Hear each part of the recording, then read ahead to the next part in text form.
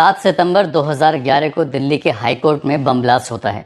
Bomb blast इतना तेज था कि उसमें 17 लोगों की घटनास्थल पर मौत हो जाती है, जबकि लगभग 80 लोग उसमें गंभीर रूप से घायल हो जाते हैं। और जैसे ये खबर अखबारों टेलीविज़न के माध्यम से लोगों को पता चलती है तो लोगों को बड़ा दुख हुआ, तकलीफ हुई। फिर पुलिस इस मामले की जाँच पड़ताल में जुट जाती है कि आखिरकार ये ब्लास्ट किसने किया है। और जब पुलिस मामले की जाँच पड़ताल में जुटी थी तभी एक नाम सामने आता है मुंबई की फिल्म अभिनेत्री का, जो कि फिल्मों में काम कर रही थी। और उस फिल्म अभिनेत्री का नाम भी सामने आता है। साथ ही ये भी बताया गया था कि उसकी गाड़ी का इस्तेमाल ब्लास्ट करने में किया गया है। अब पुलिस इस मामले की जांच पड़ताल में जुट जाती है। कई महीने बीत जाते हैं, आखिरकार वो गाड़ी मिल जाती है। गाड़ी के साथ साथ मिलती हैं 6 लाशें। जब 6 लाशें सामने आती हैं तब पुलिस को बड़ी हैरानी होती है कि जिस हीरोइन को ढूंढ रहे थे दरअसल उसका तो कत्ल हो चुका है। उसके बारे में पता चलता है कि उसके तो दाऊद इब्राहिम से भी संबंध थे, उसने एक आतंकवादी से शादी भी कर ली थी। आज कहानी उसी फिल्मी हीरोइन की है जिसने राजेश खन्ना के साथ एक फिल्म बनाई थी और उसे आगे कई सारी फिल्मों में काम मिल चुका था, लेकिन वो फिल्म में काम जरूर मिल चुका था लेकिन हीरोइन नहीं मिल रही थी क्योंकि वो मर चुकी थी। उसकी लाश एक जगह दफन हुई थी। आज की जो सच्ची घटना मैं आपको सुनाने जा रहा हूँ, सच्ची घटना है महाराष्ट्र प्रदेश का एक शहर है मुंबई, और मुंबई का ही एक इलाका है ओसीवारा। दरअसल ये कहानी एक फिल्म की हीरोइन की है। दरअसल फिल्म में हीरोइन ने काम किया था वफा में, जिसमें क्या मुख्य किरदार में थे राजेश खन्ना, और उसकी फिल्म ज़्यादा सिनेमाघरों में चली नहीं थी। फिल्म को बनाया था, निर्देशित किया था राकेश सावंत के भाई राकेश सावंत ने। राकेश सावंत अब अपनी अगली फिल्म की तैयारी कर रहे थे। फिल्म का नाम था जिन्नात, और उससे अगली फिल्म बनाने वाले थे अप्रैल फूल। वो अपनी हीरोइन को लगातार तलाश कर रहे थे, फ़ोन कर रहे थे। पहला फ़ोन किया तो पूरे दिन घंटी जाती रही, लेकिन हीरोइन ने फ़ोन नहीं उठाया। दोबारा फ़ोन करते हैं तो दूसरी बार भी घंटी जाती रही, लेकिन फिल्म की जो हीरोइन थी उसने फिर भी कॉल रिसीव नहीं की। अब ऐसा ना हो कि उसकी फिल्म डूब जाए, इसको लेकर वो परेशान हो जाता है। सीधा राकेश सावंत जाता है थाने जाकर कहता है कि जो मेरी हीरोइन है वो काम नहीं करना चाहती है, मैं उसे ढूंढ रहा हूँ तो वो मिल नहीं रही है। गुमशुदगी दर्ज करा दी जाती है, लेकिन पुलिस उतने लेवल पर काम नहीं कर रही थी जिस लेवल पर पुलिस को काम करना था, और ये बात आई गई हो जाती है। जब बात आई गई हो जाती है तो पुलिस हल्का फुल्का जब कोशिश कर रही थी, कोशिश में भी कोई सफलता मिलती नहीं। कई महीने बीत जाते हैं। महीना आता है सितंबर का, तारीख थी 7। ये साल था 2011। दिल्ली के हाई कोर्ट में बम ब्लास्ट होता है, और जैसे बम ब्लास्ट होता है तो वहाँ पर एक दो नहीं 17 लोगों की घटनास्थल पर मौत हो जाती है, और लगभग 80 लोग गंभीर रूप से घायल हो जाते हैं। इसी बम ब्लास्ट में एक नाम सामने आता है लैला खान, फिल्म अभिनेत्री का। दरअसल इस बम ब्लास्ट में उनकी गाड़ी का इस्तेमाल किया गया था। अब इस हीरोइन को तलाश करने के लिए कोशिश कर रहे थे तो पता चलता है कि ये हीरोइन तो नकली पासपोर्ट, नकली वीज़ा बनवा कर दुबई भाग चुकी है, जो कि अब लौट कर नहीं आने वाली है। उसके घरों में, उसके जहाँ जहाँ वो रहते थे, जहाँ जहाँ उनके ठिकाने थे, वहाँ उन लोगों से संपर्क करने की कोशिश की गई, लेकिन कोई सफलता हाथ नहीं लगती है।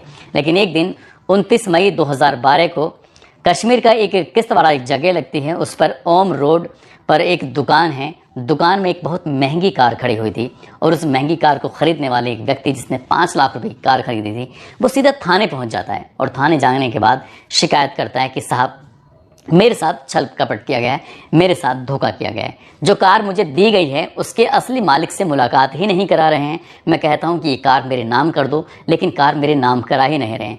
इसी बात को देखते हुए पुलिस वाले इस मामले की जांच पड़ताल करते हैं। मामला क्या है, जब जाकर उस कार को देखते हैं, उस दुकान के अंदर खड़ी हुई कार को, जो उसके बारे में पता करने की कोशिश करते हैं, तो एक कार किसी और की नहीं बल्कि फिल्म अभिनेत्री लैला खान की कार होती है, जो कि फिल्म अभिनेत्री मुंबई में थी, जिसकी फिल्म राजेश खन्ना के साथ आई थी साल 2008 में। इसी बात को देखते हुए पुलिस के कान खड़े हो जाते हैं। दिल्ली सूचना दी जाती है, मुंबई सूचना दी जाती है। दिल्ली और मुंबई की टीम सीधा कश्मीर जाती है, और कश्मीर जाने के बाद उस व्यक्ति से बातचीत करती है, और बात करने के बाद पूछते हैं कि ये कार तुम्हें कौन बेच रहा था।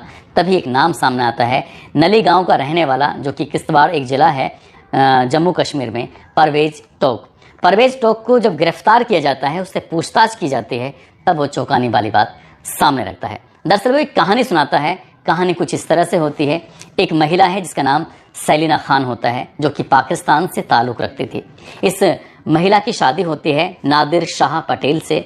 नादिर शाह पटेल जो बहुत अमीर व्यक्ति होता है, वो उसके साथ रहती है, और उसको एक धीरे धीरे करके 4 बच्चे पैदा हो जाते हैं। 4 में जिसमें तीन लड़कियां होती हैं। सबसे बड़ी वाली बेटी का नाम हसबीना खान होता है, दूसरी बेटी का नाम लैला खान होता है, तीसरी बेटी का नाम ज़ारा होता है और एक बेटा होता है जिसका नाम इमरान होता है।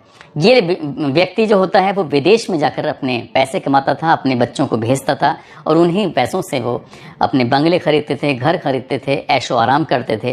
धीरे धीरे करके बच्चे बड़े भी हो रहे थे, लेकिन इसी बीच में एक आसिफ शेख नाम का जो बिल्डर होता है, इस आसिफ शेख की मुलाकात होती है सेलिना खान से और सेलिना खान के पास जाकर वो अपने प्यार का इजहार कर बैठता है। सेलिना खान जब इसे बिल्डर मिलता है आसिफ शेख, तो वो अपने पहले वाले पति से तलाक ले लेती है। कहती है कि मुझे अब तुम्हारे साथ नहीं रहना, तुम विदेश में रहते हो, मैं यहाँ रहती हूँ, इसलिए मैं तुम्हारे साथ रहना ही नहीं है।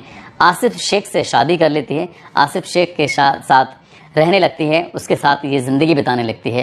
लेकिन एक बार उसको पता चलता है कि दिल्ली में फ़िल्म के ऑडिशन चल रहे हैं। जब फिल्म के ऑडिशन चल रहे हैं तो मुंबई से सीधा दिल्ली जाते हैं अपनी बेटी को लेकर। बेटी का नाम लैला खान होता है और फिल्म बना रहे थे राकेश सावंत, जो कि राखी सावंत के भाई होते हैं, और फिल्म का निर्माण करना था राजेश खन्ना के साथ। फिल्म थी वफा। वफा के साथ साथ उन्होंने दो और फिल्म जिन्नात और दूसरी अप्रैल फूल, दोनों ही इस लड़की को साइन करा लेते हैं क्योंकि लड़की देखने में बेहद खूबसूरत होती है। लड़की का नया नया करियर शुरू हो रहा था, पहली फिल्म बन जाती है, दूसरी फिल्म की तैयारी में थे, सब कुछ ज़िंदगी में ठीक ठाक चल रहा था। लेकिन इसी बीच में दिल्ली में एक लड़का होता है परवेज़ टोक, जो कि कश्मीर का रहने वाला होता है। कश्मीर का एक जगह है किश्तवाड़ का एक नली गांव का रहने वाला था। ये सेलिना खान से उसकी मुलाकात होती है। सेलिना खान की उम्र ज़्यादा हो रही थी, लेकिन ये इससे कम से कम 15-20 साल छोटा होता है और वो उससे भी निकाह कर लेती है। लेकिन दूसरे पति को इस बात की भनक नहीं लगने देती कि उसने तीसरा भी निकाह कर लिया है और दूसरा पति उससे दूर रहने लगती है और तीसरे पति के वो साथ रहने लगती है। सब कुछ ज़िंदगी में ठीक चल रहा था, लेकिन जो लड़की थी उसको फिल्मों में काम मिल जरूर रहा था। फिल्में चल नहीं पा रही थी, BSc ग्रेड की फिल्में थीं, इसलिए इसी बीच में गुपचुप तरीके से लैला खान शादी कर लेती है। शादी करती है एक लड़का जिसका नाम होता है मुनीर खान, जो कि बांग्लादेश का रहने वाला था और रह रहा था दुबई के अंदर। लेकिन उसके बारे में पता चलता है कि वो हरकत उल जिहादी इस्लामी संगठन, जो कि एक आतंकवादी संगठन होता है, उससे उसका ताल्लुकात होता है और ये यहीं से फैसला लेते हैं कि अब हम लोग जाकर सब कुछ, जितनी भी संपत्ति है, जितनी भी धन दौलत है, इसको बेचकर सीधा दुबई में जाकर शिफ्ट हो जाएंगे। जब दुबई में जाकर शिफ्ट होने वाली बात थी तो शिफ्ट होने पर ये जो एक लड़का होता है जिसका नाम होता है परवेज़ टोक, इसको भूल जाते हैं, इसको अपने साथ ले जाने की बात नहीं करते। जबकि यहाँ से जाने वाले थे सेलिना खान, उसकी सबसे बड़ी वाली बेटी हसबीना खान, उसकी दूसरी बेटी लैला खान, उसके दोनों जुड़वा बच्चे ज़ारा खान, इमरान खान, साथ ही उसकी एक भांजी होती है रेशमा खान। ये 6 लोग होते हैं। साथ ही इनका साथ रहता था परवेज़ इकबाल। परवेज़ इकबाल उनसे कहता है कि कहीं जाने से पहले एक काम करते हैं, कुछ दिन साथ रहते हैं, मौज मस्ती करेंगे, आराम से बातचीत करेंगे, और जो तुम्हारा इगतपुरा में जो इगतपुरी जो एक नासिक में एक जगह है, वहाँ पर जो तुम्हारा फार्म हाउस है, वहाँ पर मौज मस्ती करेंगे, वहाँ पर खाएंगे पाएंगे, पार्टी वार्टी करेंगे। क्योंकि वहाँ वो 2 महीने 3 महीने 4 महीने या 1 साल में वहाँ चक्कर लगते रहते थे, आते थे जाते थे। परवेज़ टोक भी जाता था वहाँ पर। उसने परवेज़ टोक ने ही एक नौकर भी छोड़ा हुआ था जिसका नाम शाकिर होता है। अब यहाँ से 7 फरवरी 2011 को पूरे दिन ख़रीदारी करने के बाद 2 गाड़ी, एक स्कॉर्पियो और एक थोड़ी अच्छी गाड़ी थी जो बहुत ज़्यादा महंगी गाड़ी थी, तो उस गाड़ी के साथ ये पहुंच जाते हैं दोनों के साथ सीधा इगतपुरी में फार्म हाउस में। फार्म हाउस जंगल के बीचों बीच बना हुआ था, वहाँ पर लाइट वाइट की कोई व्यवस्था नहीं, व्यवस्था थी तो थी उसकी जनरेटर की। वहीं पर रहते हैं। पहले दिन थके हुए थे इसलिए कोई पार्टी नहीं करते। अगले दिन जब शाम होती है तो उसके बाद पार्टी करते हैं, खाना पीना होता है, अच्छे अच्छे पकवान बनते हैं और पकवान के साथ साथ वो शराब पीते हैं और शराब पीते हैं। रात 1 बजे तक खूब नाच गाने होते हैं। उसके बाद फिर जब थक जाते हैं तो जो 4 बच्चे होते हैं, साथ 5 में उनकी एक और बेटी होती है जो कि कज़िन होती है, उसको वो सब के सब अपने अपने कमरे में जाकर सो जाते हैं। और ये परवेज़ टोक जो होता है वो अपनी पत्नी यानी कि सेलिना खान के साथ कमरे में चला जाता है। वो कहता है कि तुम दुबई क्यों जा रहे हो? दुबई जा रहे हो तो मुझे भी साथ लेके जाओ। मैंने सुना है कि तुम्हारी जितनी भी 10, 12, 15 करोड़ रुपए की संपत्ति है तुम उसे बेच के जा रहे हो। तुमने अपने दूसरे पति के नाम उसकी पावर अटॉर्नी की है, अगर पावर अटॉर्नी ही करनी है तो वो मेरे नाम क्यों नहीं कर देते हो? इसी बात को देखते हुए इनमें कहासुनी शुरू हो जाती है। कहासुनी कुछ इतनी ज़्यादा होती है कि मारपीट तक की नौबत आती है। वो अपनी पत्नी को बुरी तरह से पीटने लगता है। पत्नी को पीट रहा था, पत्नी की चीखें निकल रही थी, और जब चीखें निकलती हैं तो इसी बीच में शाकिर जो घर का चौकीदार होता है, नौकर होता है, वो भी मौके पर पहुंच जाता है। अपने ही सामने मालकिन को पिटता हुआ देखकर वो रोकने की कोशिश करता था, लेकिन इसी बीच में उसने एक भारी वस्तु, रोड जैसी चीज़ उठाकर उसने अपनी पत्नी को बहुत ज़ोर से जो मारा, उसकी जो चीख निकलती है तो बच्चे भी जाग जाते हैं। जैसे जैसे बच्चे आ रहे थे और बच्चों ने आने के बाद एक साथ ही इस परवेज टोक को पीटना जब शुरू कर देते हैं तो घर का जो चौकीदार होता है, नौकर होता है, शाकिर, उसे याद आता है कि इसको इस घर में अगर किसी ने पनाह दी है तो पनाह देने वाला परवेज टोक है। परवेज टोक इनसे मदद मांगता है, नौकर से कहता है कि ये लोग मुझे मार रहे हैं, तुम मेरी मदद क्यों नहीं करते हो।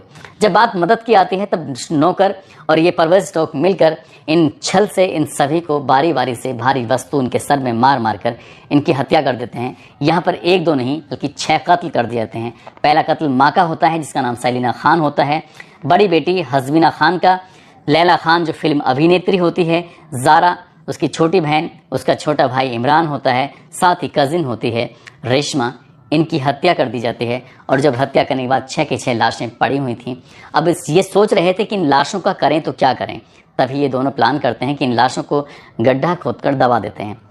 12 फुट गहरा गड्ढा खोदते हैं और गड्ढा खोदने के बाद उनमें लाशों को पैक करते हैं। पैक करने के बाद उसमें अंदर दबा देते हैं। जब लाशों को दबा रहे थे तो उन्होंने जो ज्वेलरी पहनी हुई थी, उन्होंने जो कपड़े पहने हुए थे, महंगी महंगी चीज़ें उनके पास जो थी, उन्हें सब कुछ उन्हीं गड्ढे के अंदर दफन कर देते हैं उस लाशों के साथ, क्योंकि उन्हें लग रहा था यदि ज्वेलरी यहाँ से लेके जाएंगे और कहीं बेचने लगे तो ऐसा ना हो कि इस बात की कहीं पोल खुल जाए कि इन्होंने हत्याकांड को अंजाम दिया है। मोबाइल का इस्तेमाल उन्होंने बिल्कुल भी नहीं किया था, मोबाइल को भी उन्होंने उसी गड्ढे के अंदर दफन कर दिया था। जो इस हीरोइन का जो मोबाइल होता है वो 8 फरवरी और 9 फरवरी को भी चालू रहता है, वो बंद नहीं होता। और जब इसको राखी सावंत के भाई राकेश सावंत जब फ़ोन कर रहे थे तो वो 8 फरवरी को भी बज रहा था, 9 फरवरी को भी बज रहा था, लेकिन दोनों दिन जब उसकी बैटरी जब पूरी ख़त्म हो जाती है तब उसका बजना बंद हो जाता है। पुलिस ने यदि इस मामले को गंभीरता से लिया होता तो शायद पहले ही दिन घटनाक्रम का खुलासा हो जाता मोबाइल के माध्यम से, लेकिन पुलिस ने उतना गंभीरता से नहीं लिया था।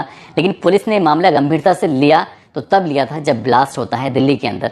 जब इन्होंने 6 की 6 लाशों को वहाँ दफन कर दिया था, उसके बाद लगता है कि ऐसा ना हो कि इसमें कोई जो मारे गए हैं, कत्ल किए गए हैं, घर में किसी ऐसी कोई वस्तु मिल गई तो उससे खुलासा हो सकता है। लाइट इस एरिया में थी नहीं, जनरेटर से लाइट का व्यवस्था होती थी, आसपास दूर दूर तक कोई घर नहीं थे। जनरेटर के अंदर से तेल निकालते हैं, तेल निकालने के बाद फार्म हाउस के अलग अलग हिस्सों में डाला जाता है और उस फार्म हाउस में आग लगा दी जाती है ताकि जितने भी सबूत हैं वो पूरी तरह से जलकर राख हो जाएं, खाक हो जाएं। और दोनों ही नौकर, एक नौकर अपने साथ स्कॉर्पियो ले जाता है और वो महंगी वाली कार जिसको परवेज टोक अपने साथ लेकर कश्मीर भाग जाता है। पहली गाड़ी 26 फरवरी 2011 को मिल जाती है, इस घटनाक्रम के महज 10-20 दिन के बाद ही। लेकिन तब पुलिस ने इस मामले को इतना गंभीरता से नहीं लिया था क्योंकि उस वक्त ऐसा कोई मामला हुआ भी नहीं था। दूसरा, जब गाड़ी दूसरी बारी मिलती है 29 मई 2012 को, क्योंकि इस गाड़ी का इस्तेमाल ऐसा बताया जाता है कि दिल्ली हाई कोर्ट के बम ब्लास्ट में इसका इस्तेमाल किया गया था, तब पुलिस की नींद टूटती है। नींद टूटने के बाद परवेज टोक को गिरफ्तार किया जाता है। गिरफ्तार करने के बाद जब उसे लेके जा रहे थे तो उसने 1-2 नहीं लगभग 5 जगह अलग अलग गड्ढे खुदवाए थे। जब लगातार वो पुलिस का बेवकूफ़ बनाने की कोशिश कर रहा था, उनको छलने की कोशिश कर रहा था, तो पुलिस ने जब अपने तरीके से सख्ती से पूछताछ की तब जाकर उसने 5-6ठी बार में जाकर सही जगह बताई कि उसने लाशों को कहाँ दफन किया है। और जब लाश के रूप में ज्वेलरी निकल के आती है, मोबाइल निकल के आते हैं, साथ ही उनके सर निकल के आते हैं, कंकाल निकल के आते हैं, और कंकाल निकलने के बाद जब उनका DNA सैंपल लिया जाता है तो नादिर शाह पटेल यानी कि पहले पति से इसका मिलान किया जाता है। और पहले पति के बारे में पता चलता है कि पहले पति ने दूसरी शादी कर ली थी और जो कि मीरा रोड पर अपनी दूसरी बीवी और बच्चों के साथ वो रह रहा था। अपनी पहली बीवी पर वो कम ध्यान देता था, इसलिए पहली बीवी ने दूसरी शादी की, तीसरी शादी की। हालांकि वो बूढ़ी हो चुकी थी लेकिन फिर भी शादी करने में उसे अच्छा लग रहा था। पुलिस ने इन लोगों को गिरफ्तार किया। गिरफ्तार करने के बाद इनको जेल भेजा। जितने भी लोग इसमें घटनाक्रम में शामिल होते हैं इन सबको गिरफ्तार करने के बाद उनके खिलाफ जो भी कानूनी कार्रवाई होती है कार्रवाई करते हैं।